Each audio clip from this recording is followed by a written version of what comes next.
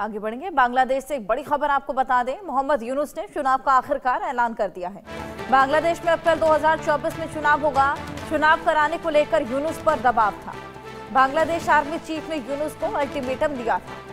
ये बड़ी खबर, चुनावों का ऐलान यहाँ पर हो गया है। मोहम्मद यूनुस ने चुनावों का ऐलान किया है। बांग्लादेश में अब अप्रैल 2026 में चुनाव होने वाले हैं। लगातार यूनुस पर दबाव बनाया जा रहा था और लगातार ये चुनावों की तारीखों का ऐलान से टालते जा रहे थे, बचते हुए नजर आ रहे थे। लेकिन अप्रैल 2026 में बांग्लादेश में अब नई सरकार आएगी। हालांकि अंतरिम सरकार जितनी भी आई है अभी तक बांग्लादेश में 3 महीने के भीतर चुनाव कराए गए हैं। लेकिन आप देखिए यूनुस ने किस तरीके से चुनावों को टालते टालते अप्रैल 2026 की डेट को तय किया।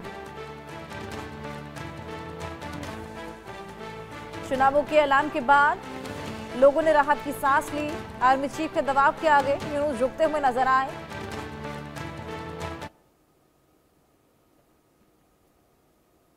ঘোষণা করছে যে আগামী জাতীয় নির্বাচন 2026 সালের এপ্রিলের প্রথমার্ধের যে কোনো একটি দিনে অনুষ্ঠিত হবে।